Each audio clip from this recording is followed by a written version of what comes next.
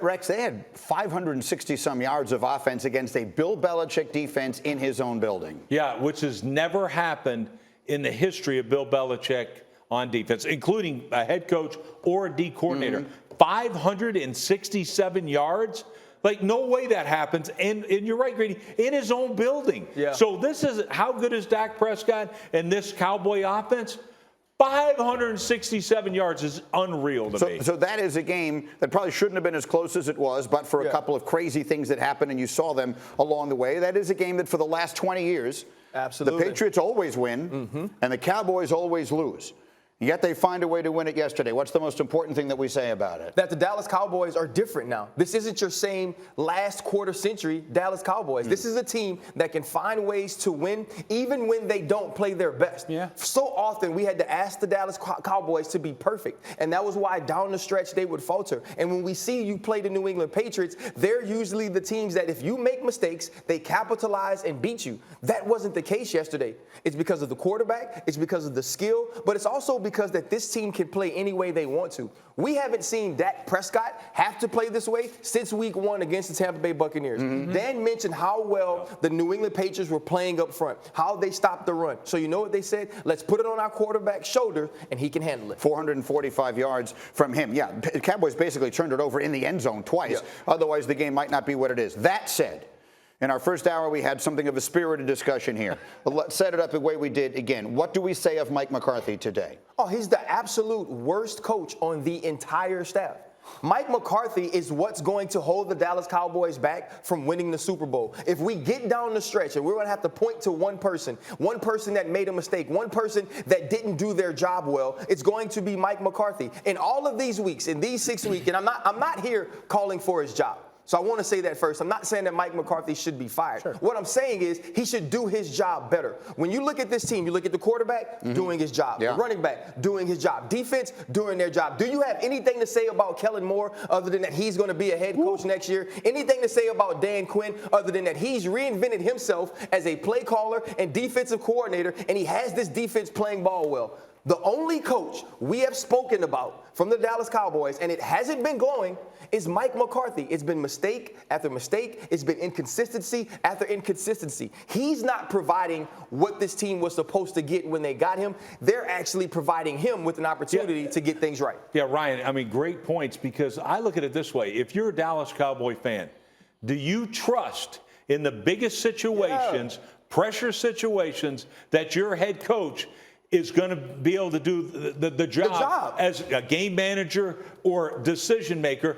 I would say no. And that's the only thing right now I don't trust about this football team is the head coach. There are three things that we could say over the course of the season you can't argue with, Dan. You can defend Mike McCarthy on the fourth down decisions. Some will agree, some will disagree.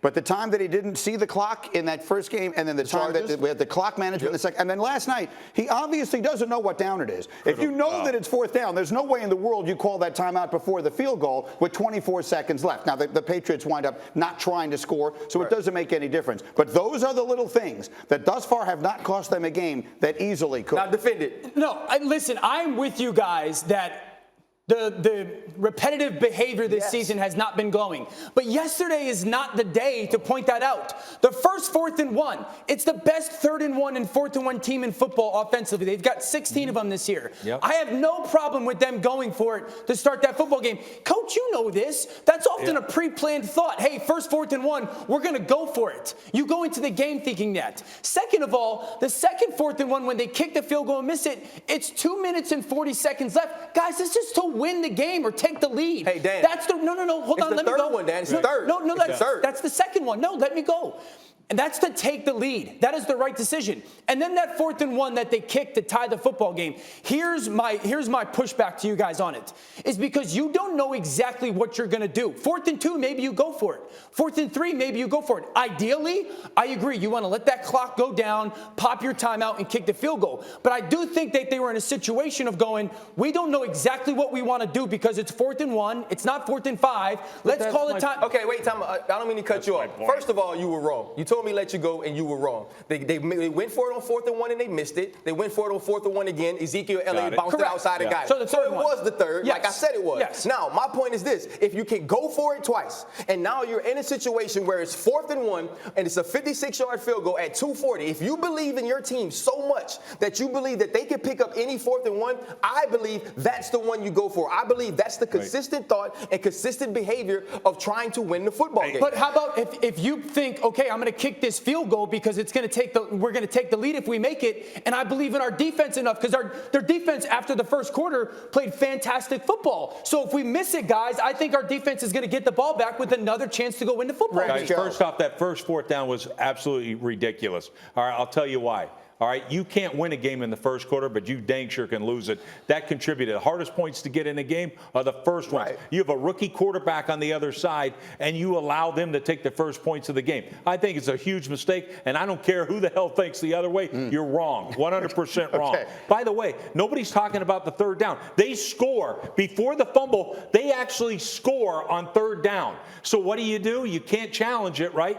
You can sure as heck call a timeout to say, hey, by the way, right here. But again, critical situation, and he blew it in a couple of those things. So I'm not giving him a pass even this week. They're in a variety of little moments this year. None of them have wound up costing their team a game. If they do, the conversation might feel a little different. I have to break on that thought. I have much more to get to here, including. Thank you for watching ESPN on YouTube. For live streaming sports and premium content, subscribe to ESPN+.